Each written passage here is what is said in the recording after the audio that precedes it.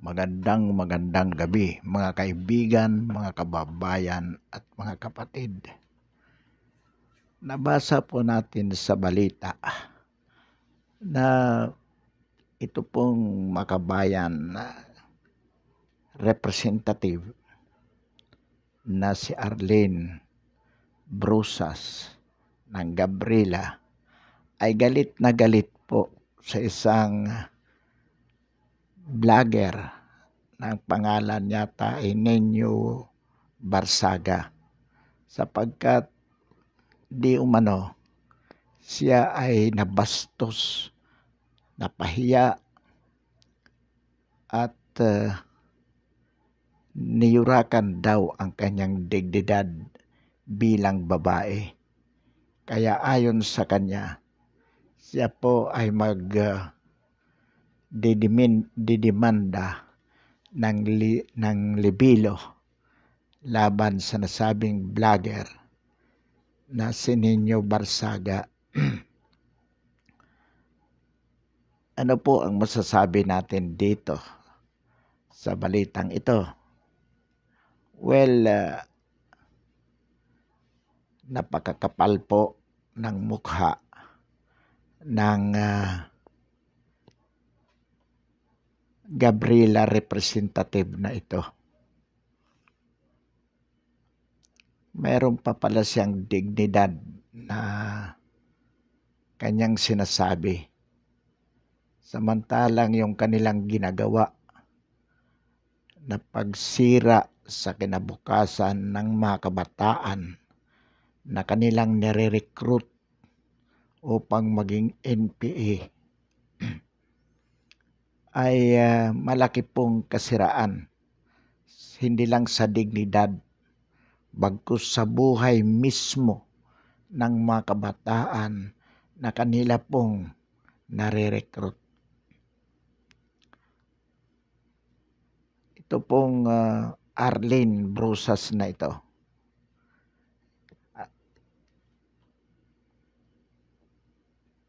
Ito po ay congresswoman at bilang congresswoman o public official, sabi nga ng korte, hindi dapat maging balat sibuyas.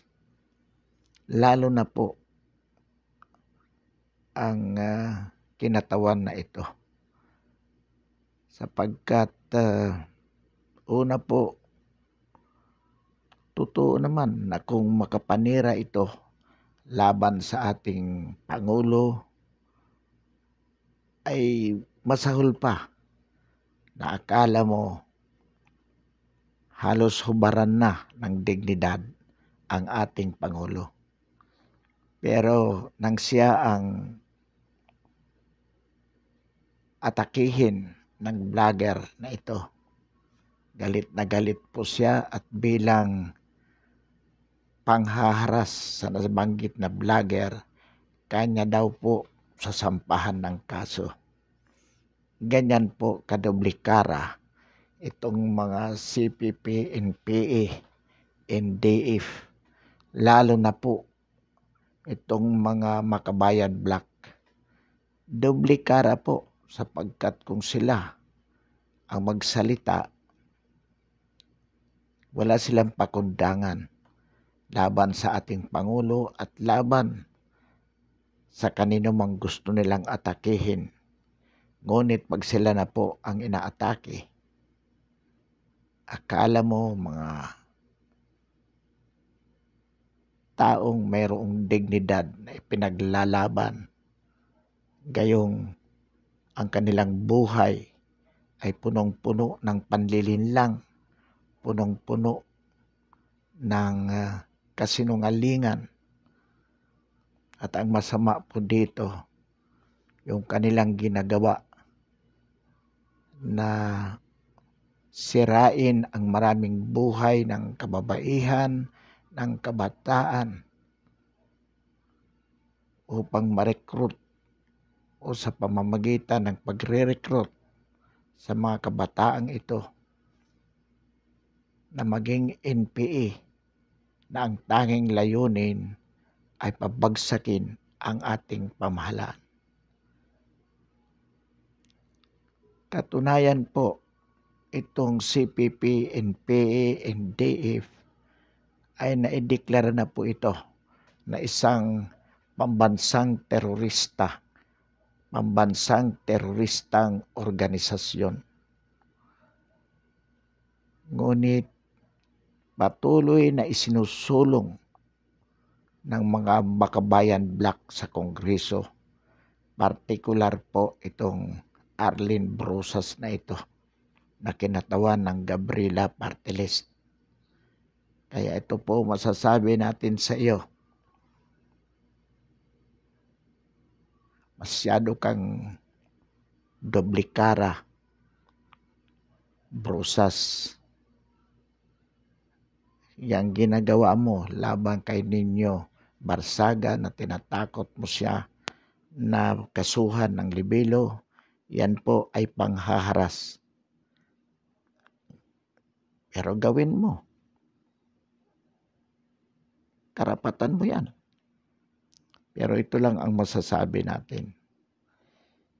Ang mga katulad ni Nino Barsaga ay hindi po mapipigilan na sabihin sa publiko ang katotohanan na ikaw, Brusas, ay salot sa ating lipunan sapagkat sinisira nyo ang maraming buhay ng mga Pilipino. Kaya dapat maglaho na kayo. Dapat sumama ka sa bundok. Ang sa gayon, mamatay ka doon sa engkwentro laban sa ating mga kasundaluhan at kapulisan. Nang sa gayon, mawala na itong mga salot ng ating lipunan. Yan po. Kaya sinusuportahan ka namin, Nino Barsaga. Tama yon. Hindi ikaw ang dapat matakot. Sila ang dapat matakot sapagkat sila ang mga salot ng bayan. Sila ang tunay na kalaban ng ating pamahalaan. Kaya pagpatuloy mo yan, pare ko. Gawin mo kung ano ang nararapat. Sa kaugnay pong balita, mga kaibigan, mga kababayan, nabasa po natin sa Facebook ang sabi ni Manny Pacquiao na kung siya ang magiging Pangulo sa loob ng 4 at 5 taon, wala na pong squatter sa bansang Pilipinas. Well, napakaganda yan, Manny. Pero yan ganyang mga pronouncement sa publiko bilang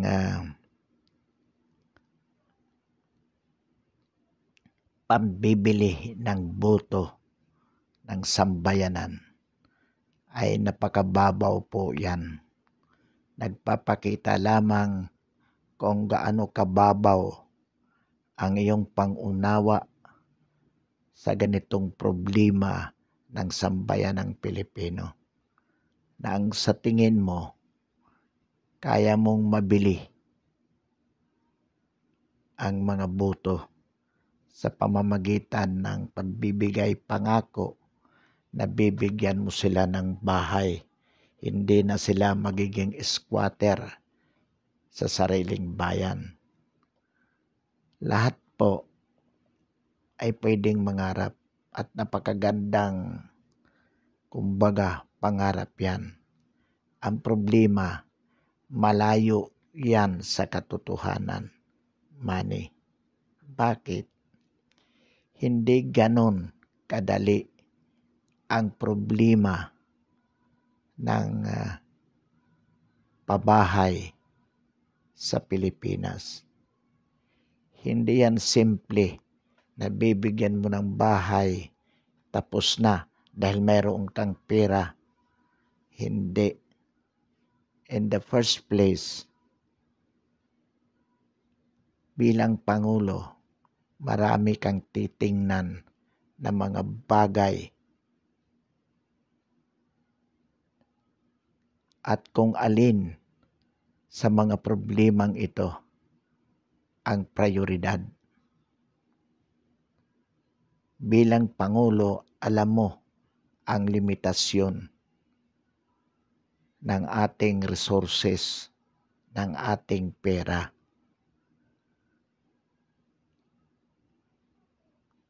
Kung paano ito gagamitin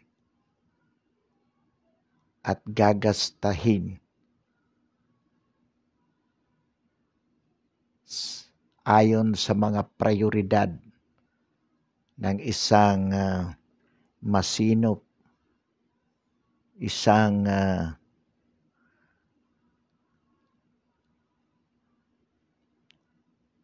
pamahalaan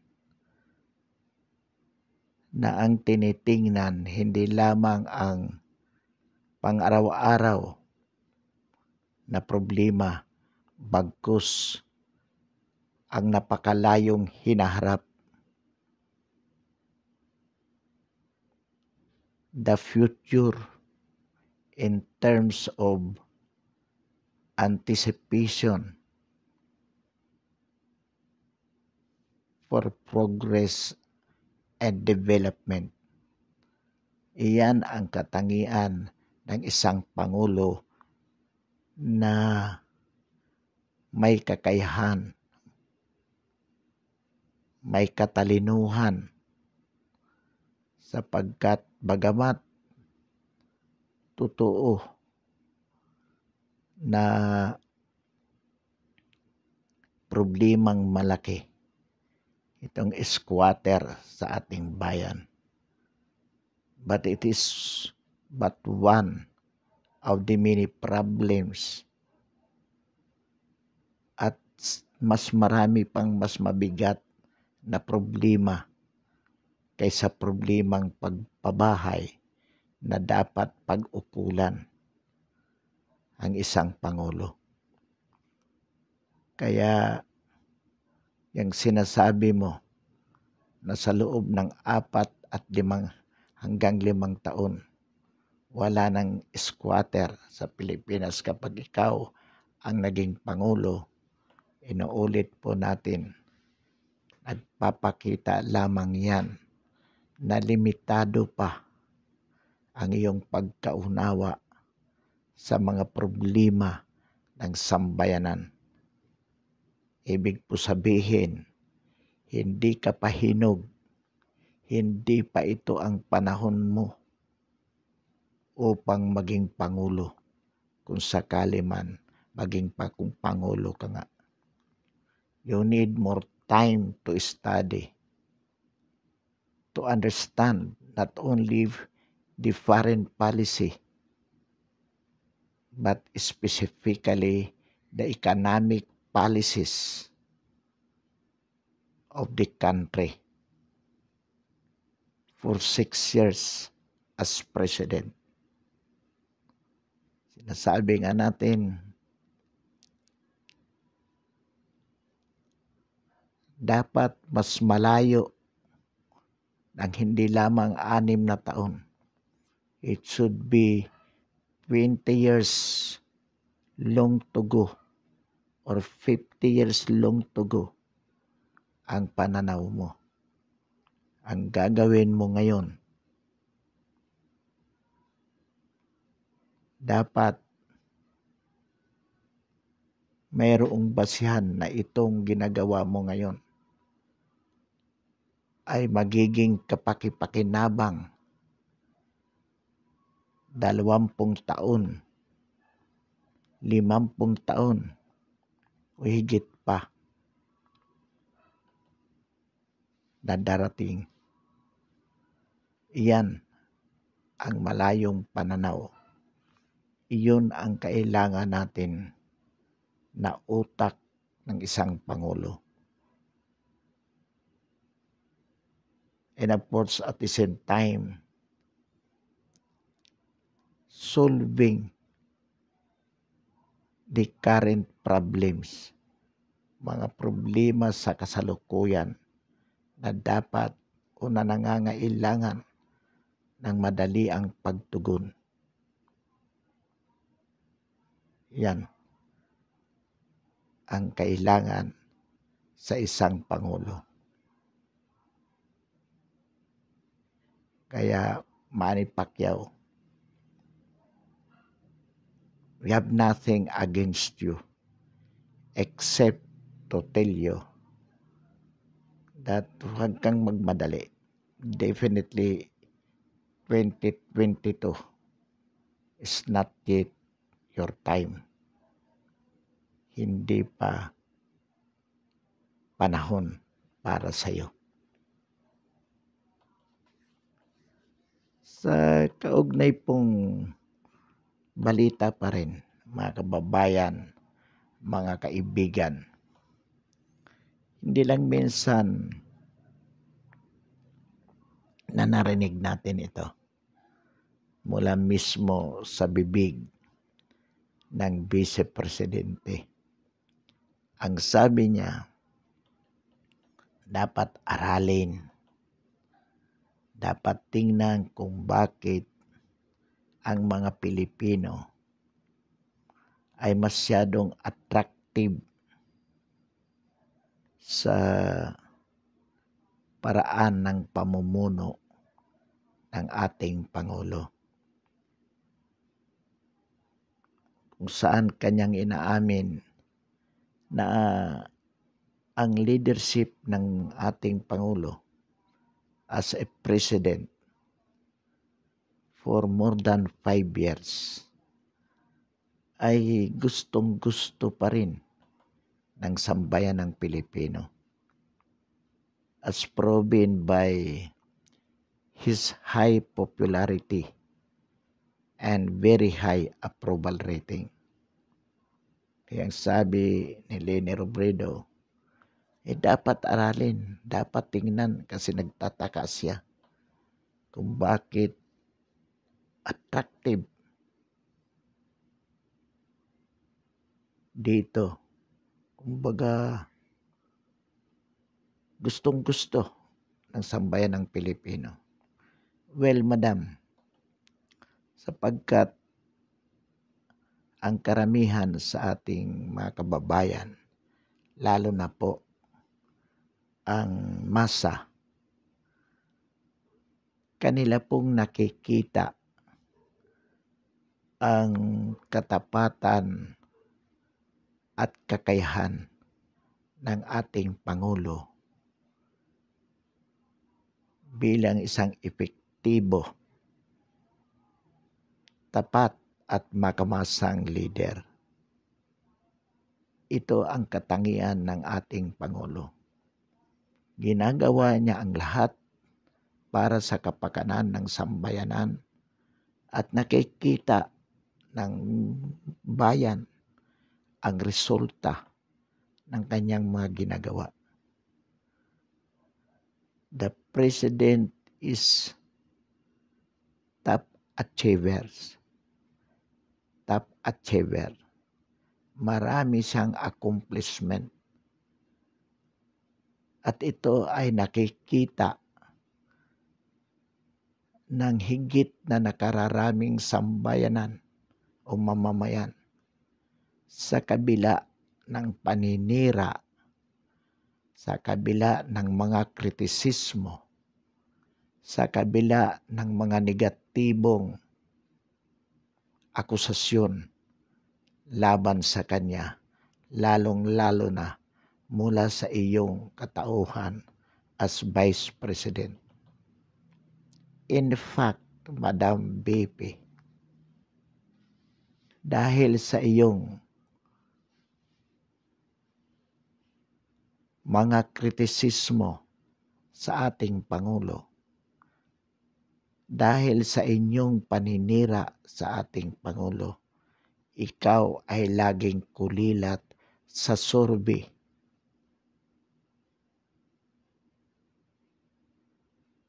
kung sino ang dapat na ihalal at papalit sa ating Pangulo sa darating na 2022. Lagi kang kulilat sapagkat nagagalit sa iyo ang sambayanang Pilipino dahil sa halip na tumulong ka at makiisa sa ginagawa ng ating Pangulo para sa kapakanan ng sambayanang Pilipino, wala kang ginawa kung hindi siraan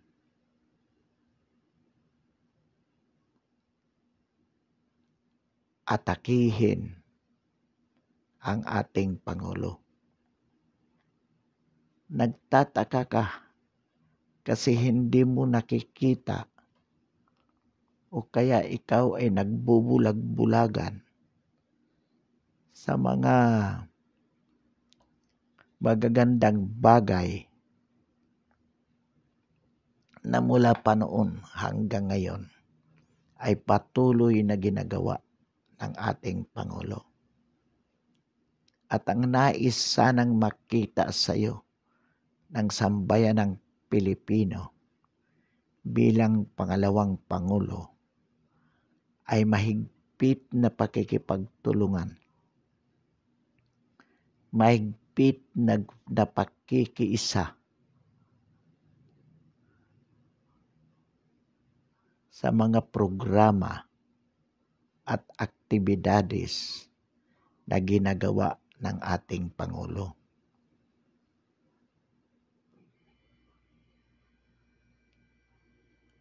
Bilang pangalawang Pangulo, inaasahan namin na ikaw sana ang higit na makakatulong. Ngunit, nabigo kami. Ang maliliit na sambayanang Pilipino ay nagpapasalamat, sumusuporta sa ating Pangulo. Ngunit kayo, kasama ang mga kasama mo sa oposisyon, for the sake of opposing, you are maliciously maligning the President. Wala na kayong nakita mula noon hanggang ngayon na magandang bagay na ginawa ng ating Pangulo. Ngunit sa mata, in the eyes of the majority Filipino people, President Duterte is the best among all presidents.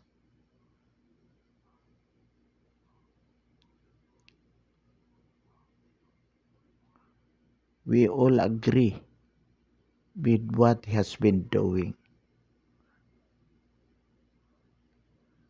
Pagdeklara ng gera laban sa droga. Pagdeklara ng korupsyon laban sa korupsyon sa ating pamahalaan. Pagdedeklara ng gera laban sa kahirapan. At maging ang kanyang foreign policy, specifically on West Philippine Sea. Naintindihan ng sambayanan lahat yon. And we see the fruits of the President's efforts, especially sa mga infrastructure programs all over the country. Ang EDSA, ang sabi nila, wala nang solusyon.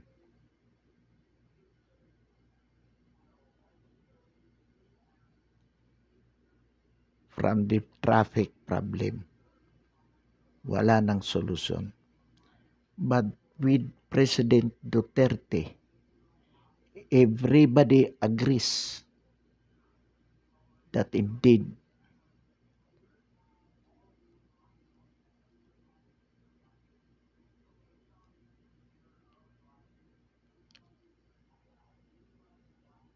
what has been the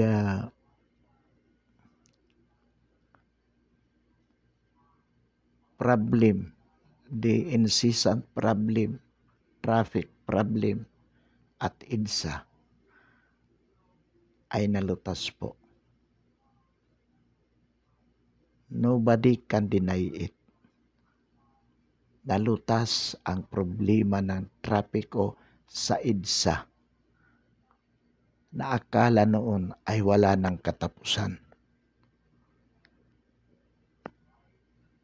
At ito ay dahil sa magagaling ang mga tao na kapaligid sa kanya. Kahit sa COVID-19 response, na lagi niyong sinasabi na mali, na kulang. The majority of the Filipino people believe that had it not been President Duterte as the president when the COVID-19 pandemic happened, we would have millions of COVID deaths. Marami ang namamatay sa COVID-19 sa Pilipinas kung hindi si Presidente Duterte ang naging Pangulo. Kung ikaw ang naging Pangulo, kung si Pinoy, kung si Grace po, kung si Rojas, kahit sino sa inyo, hindi nyo magagawa ang nagawa ng ating Pangulo, confining to what it is now, the COVID-19 pandemic. Pero sa halip na matuwa kayo, sa halip na makipagtulungan kayo, palagi kayong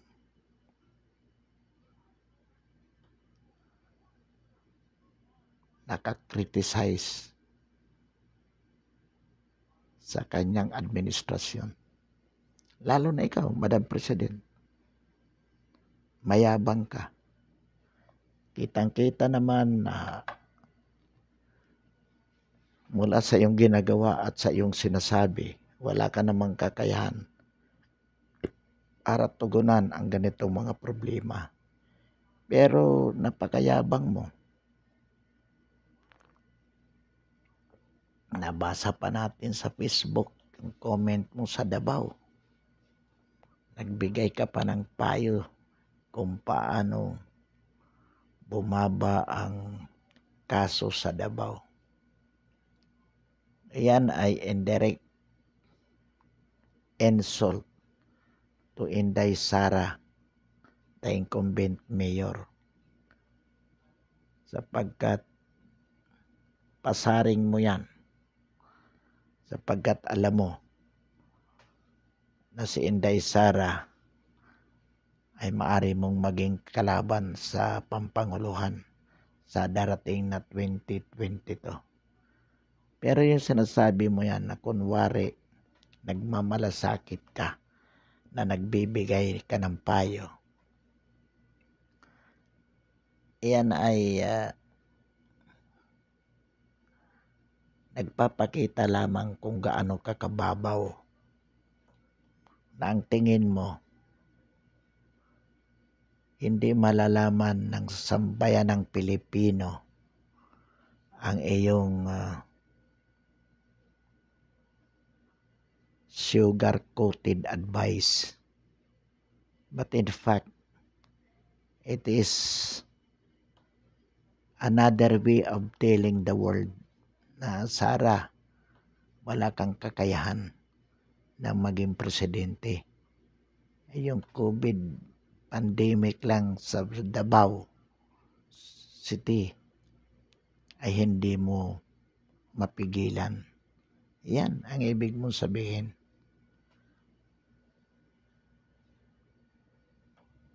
Hindi mo naman naintindihan kung ano ang tunay na problema. Tapos magbibigay ka ng advice laban sa anak ng Pangulo na siyang laging nangunguna sa sorbe. Samantalang ikaw laging kulilat. Sana kasi nananahimik ka na lang. Pero hindi Sa totoo lang,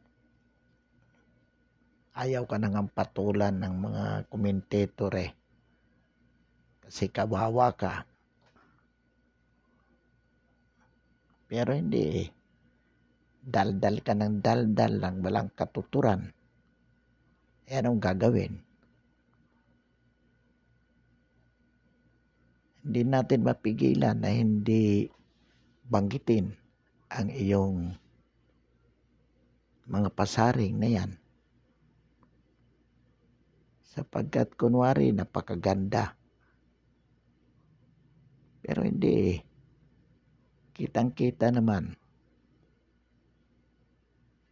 ang malisya sa likod ng iyong mga pagpapayo.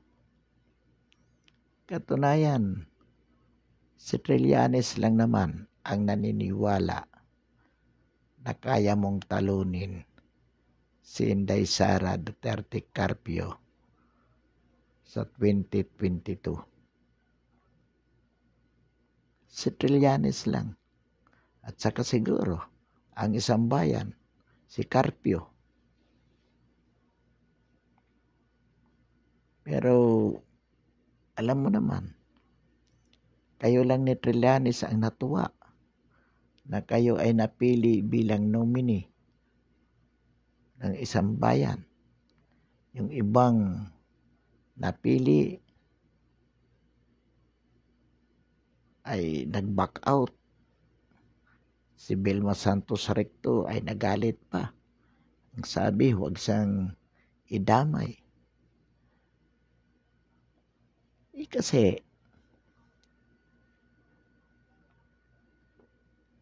kayo lang, yung mga enggitero, katulad ni Carpio, katulad mo, katulad ni Trillanes, at yung ilan pa dyan, nagalit kay Duterte.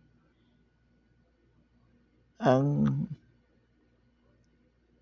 nagsasabi na hindi magaling ang ating Pangulo. Nakorap ang ating Pangulo. Human rights violators, everything, all negatives that can be ascribed to him. Kayo lang. Ilan lang kayo? Si Pangilinan, si Lima, si Drilon, si Lacson, Binay. Ilan lang kayo ang hindi nakakakita sa mga magandang bagay na ginawa ng ating Pangulo. Pero sa bahagi ng majority of the Filipino people, they are well convinced that the President is worth supporting for everything that he does for the good of the country. Kaya, kung mapupunan ninyo, lahat ng mga kritiko ng ating Pangulo are being disliked by the majority of the Filipino people as being shown by the surveys. Kaya nga, lalo na ikaw, lagi kang kulilat. Merong pinalabas na survey na ikaw daw ang nangunguna. We never believe in it. Unless, of course, that survey was your own making to make it appear, to make it appears that you are now ahead of Sarah.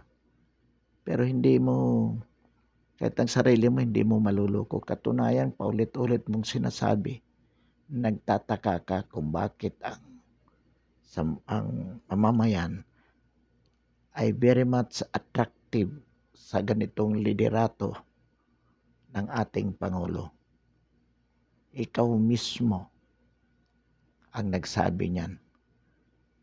So, ibig sabihin, mismong ikaw ay kumbinsido na maraming mamamayan ang may gusto sa ating Pangulo. Kaya sa 2022, sino mang Pangulo na iinduso, sino mang kandidato sa pagkapangulo na iinduso ng ating Pangulo ay tiyak na mananalo sapagkat